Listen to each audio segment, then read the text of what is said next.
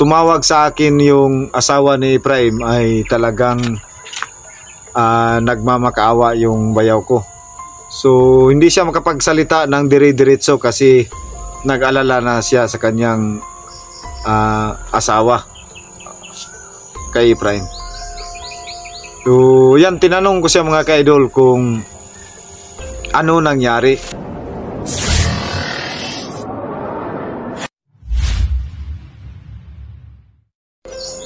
So yan, hello mga ka-idol, magandang hapon po sa inyong lahat, no? Isang mapagpalang araw po sa lahat ng sumusuporta sa aking channel. So sa mga hindi pa po nakapag-subscribe, no, paki-subscribe sa aking channel mga ka-idol, no, Bird Strike TV, at saka sa kapatid ko, no, at saka sa aking mga kasamahan. So pakipindot na rin mga ka-idol yung notification bell para updated kayo sa lahat ng video na aking mga upload. So isang mapagpalang araw sa lahat ng viewers ko, no, Luzon, Visayas, Mindanao, Kuwait, Korea, Dubai, Hawaii, Singapore, kahit saan sulok ng mundo na nakapanood sa aking mga video na upload. So kumusta po kayong lahat dyan, no? So ayan, isang biglaang ano, no. So bago po tayo mag simula sa ating ngayong hapon na to, so ayan, shout out muna tayo. Shout out, no, kay Sir Rolando Barito, magandang hapon sa iyo, sir. Nur Osman, shout out dol. Idol Dina Laganhon, Idol Ridros, Mami Sky, Saidam Jacob, shout out. Jing Rosales, Erlinda Blatukan, Lin Hugo, shout out ma'am. Shout out kay Ninit Galvez, shout out kay Muna Mendoza, shout out kay Bilaro Family, Mrs. Family, Garcia Family, shout out sa inyong lahat dyan. Shout out kay Josephine Cañete, Idil Carmen, Dana Haisis, Divina Salvio, shout out, no. Makilin, shout out sa iyo ma'am. Adinlin, shout out. Nip Titagi, shout out, no. Shout out na rin kay Marisa Mark, Aragon Dablo, shout out. Kiro Atarasi, shout out, no. Jinsky Cute Alandroki from Singapore, shout out. Vlog, shout out, no. Joy Meet, shout out sa iyo. Ano pa? Ang dami niyo po, no. Maraming salamat po sa inyo. So sa mga hindi ko nabanggit, no, maraming salamat sa inyong lahat. So isang mapagpalang hapon sana, no, sa inyong lahat andito sa akin ngayon. So ito ay biglaang kakatanggap ko lang na hindi inasahan na pangyayari. So yan, sana panoorin yung video na to mga kaidol, no. So bago lang po tumawag sa akin yung yung Tagalog sa bayaw. Ano unsay Tagalogan isi? Si? So basta bayaw. So bago lang tumawag yung asawa ni Efraim, so yung bayaw ko. So hindi ko inasahan mga ka-idol kasi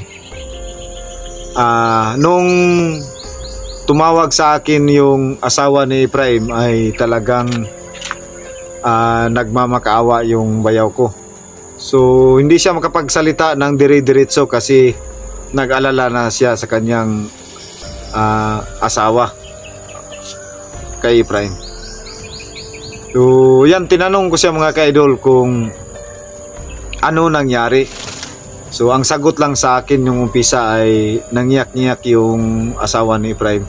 So nakakalungkot man pong isipin, no, hindi talaga inasahan. Kahit manahimik kami, talagang akala namin na naging okay ng lahat, naging matiwasay na, wala nang problema sa mga hayop na mga bandido na ganun. So ayan, di nga rin ako mapakali kasi siyempre yung mga negatibong ganun na reaksyon ay siyempre hindi man tayo nakatapos ng psychology, pero sa mga ganong reaction po mga kaidol ay talagang hindi maging positibo yung pag-iisip mo kasi sa reaksyon pa lang ay may nangyari na. So yan, pinalagpas ko po muna yung pag-iyak ng asawa ni Efraim hanggat sa maging normal yung pag-usap namin. So ayan, tinanong ko siya ng mahinahon, ano bang problema? So ang sagot niya mga ka-idol, hinahanap niya si Efraim. So ang sagot ko naman sa asawa ni Efraim, bakit saan ba pumunta si Efraim? So ang sagot niya man po sa akin ay nagpaalam daw si Efraim kaninang umaga na kukuha daw sa kanyang sahod. Yun ang sabi ng asawa ni Efraim mga ka-idol. So nakakalungkot man pong isipin, no? So ayan, ngayon mga ka-idol, no, nung sinabi ni Efraim, sinabi ng asawa ni Efraim na hindi pa nakauwi si Efraim. So ayan, bigla tayong parang nag-iba na rin yung reaksyon kasi ayan, naging negatibo na naman po yung pag-iisip natin kung ano na nangyari, bakit hindi nakauwi kasi ang sabi nagpapaalam lang kasi kumuha ng sahod. So sa ngayon mga ka-idol, tinatry kong kumunta kay Efraim. So nag-out coverage yung cellphone niya, hindi sinasagot. Try ko namang i-video call, wala rin, talagang walang signal yung cellphone niya. So sa ngayon mga ka-idol, no, hindi pa natin alam yung kabuuhang nangyari, kung ano talaga yung ni Efraim. So isipin na lang muna natin na baka napasama sa may kunting kasiyahan kasi sahod.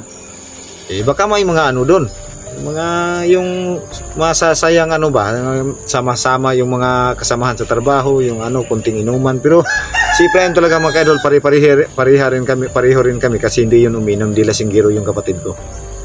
So sana lang wala pong So yan yung sinabi ko sa asawa ni Efraim na antayin lang po muna natin kung baka makontak natin o siya yung kumontak, kasi hindi natin maiwasan na baka may mga okasyon doon na posibleng in-invite ng kanilang foreman o yung kasamahan, baka may birthday doon o may doon, may kasalan ba doon na inatinan, nakikikain rin, tsaka nakikihalubilo rin sa mga kasamahan. So ayan, na dito mga ka-idol, no, sa Bisaya pa hapon na. So hanggang ngayon mga ka-idol, no, hinihintay ko yung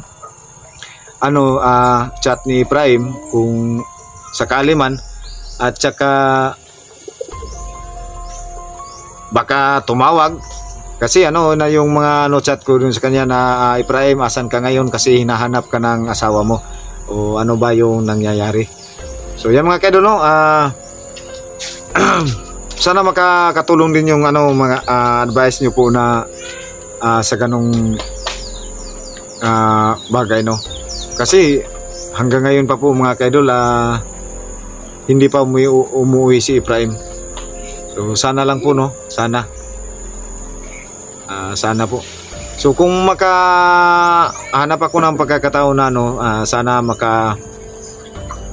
punta ako sa kanilang tinitirhan, magtanong-tanong po tayo mga ka-idol, no, kung sa kanyang mga kasamahan, kung sakali mang hindi siya makauwi ngayon o hanggang bukas, kasi nagniyak-niyak na yung asawa ni Efraim. So sa ngayon mga ka-idol, no, andito lang po muna ako sa kubo ko na tinitirhan, kasama ko po yung mga anak ko dito. Hinihintay ko pa rin yung ni Efraim. Tinatry kong kontakin siya, tinatawagan, chat, video call, pero wala naman pong ipik yung ko kasi nag-out coverage si Efraim. So sa ngayon mga ka-idol, no, ang gagawin lang po natin ay na lang po natin na sana okay si Efraim. Kasi yun ang sabi ng asawa niya na si Efraim ay hindi nakauwi mula umaga hanggang ngayon. So sana hindi lang tayo mag-isip ng masama mga kaidol, no? Kasi mahirap na talaga. So kung sakali mang ano yun, so ayan, pilitin man magbago yung mga kagaya namin. Kung hindi rin kami tatantanan, ay talagang mapipilitan din kami. So sa ngayon mga kaidol, inaano muna natin mag-ano lang po na tayo, isip na positibo lang po muna tayo, kasi ako hindi ako magpapadala sa may iniisip din ako na dalawa po kasi yung iniisip ko mga kaidol ngayon. So mas pinairal ko ngayon yung positibo na pangyayari, hindi yung negatibo, kasi pag mag-focus ka doon sa negatibo baka madidistract ka, hindi ka makapag so ayan, positive lang po muna tayo mga kaidol, no? Pero totoo talaga mga kaidol na naawa talaga ako sa asawa ni Efraim, kasi yun ang sabi, hindi pa nakauwi. So mula umaga hanggang ngayon. So ang lang mga kaidol, ipinagkaano ko po, may negatibo po akong sasabihin sa inyo na hindi po kasi ugali ng kapatid ko na umuwi ng oras ng o baka maabutan pa ng gabi. So hindi ugali ni Efraim yun, kasi yung kapatid ko walang bisyo, hindi naggerilyo, hindi umiinom ng alak na makalalasing. So may naman tayo doon, may pag-isip tayo na gano'n, no? Pero yun, sa kagaya ng sinabi ko, ay hindi tayo pwede na mag-focus doon, kasi para hindi rin apektuhan yung pamilya niya. At saka sa ngayon mga kaidol, yung sa ganitong bagay ngayon, so hindi ko po muna sasabihin sa aming nanay at tatay, baka mag-react kung kasi bilang isang magulang,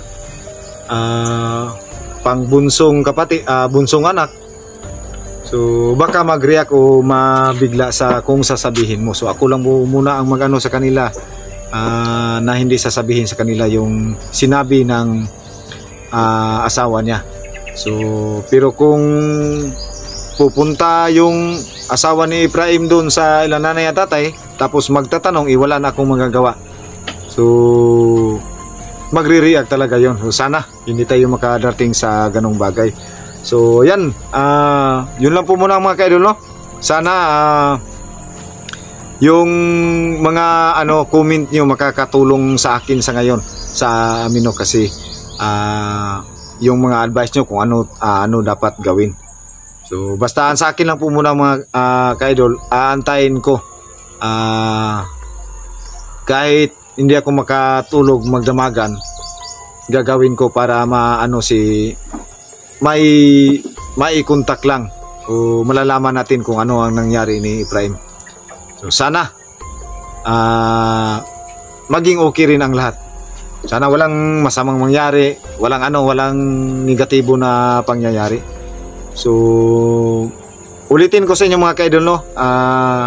Maraming salamat sa lahat ng mga supporter, mga viewers namin na mula noon hanggang ngayon ay nananatili na nakasubaybay sa amin. Mula nung andun pa kami sa tapos pinabago, tapos nagbagong buhay, at ngayon kami naman yung gagawa ng hakbang para makatulong sa kapwa namin tao. So maraming salamat sa inyo mga kaidol. Thank you so much. So alam naman po ninyo, no, na wala na po dito yung master leader namin dito na si Goose 69. So kami na lang po dito yung naiwan, Logan Adventure, Efraim TV, Caps TV, Lungher TV, Elmer Adventure, yun na lang po ang naiwan dito. So yan mga kaidol, good luck sa inyong lahat, thank you so much. Lang po muna tayo mga kaidol, no? Sana makakatulong yung mga kahit po ako dito mga kaidol, humihingi din ako ng advice nyo. alam ko po na pag mapanood niyo itong video na to ay may advice kayo kung ano ang dapat na gawin para rin makakatulong po sa akin kung ano ang susunod kong hakbang kung sakali man na hindi makauwi ngayon si Ephraim hanggang sa umaga. So yan lang po muna mga kaidol, no? Thank you so much. Maraming salamat sa inyong mga kaidol, no, sa inyong patuloy na pagsubaybay sa akin. So lubos po talaga akong nagpapasalamat sa inyo dahil andyan po kayo. So wag nyo lang kalimutan mga kaidol, no, pa-subscribe sa akin channel sa mga hindi pa po nakapag-subscribe. At saka yung ano mga kaidol, yung ano lang po, no skip ads, malaking tulong na po yun sa mga kagaya naming mga vlogger na nag-uumpisa. So ayan, God bless po sa inyong lahat. Thank you so much mga kaidol. Maraming salamat po.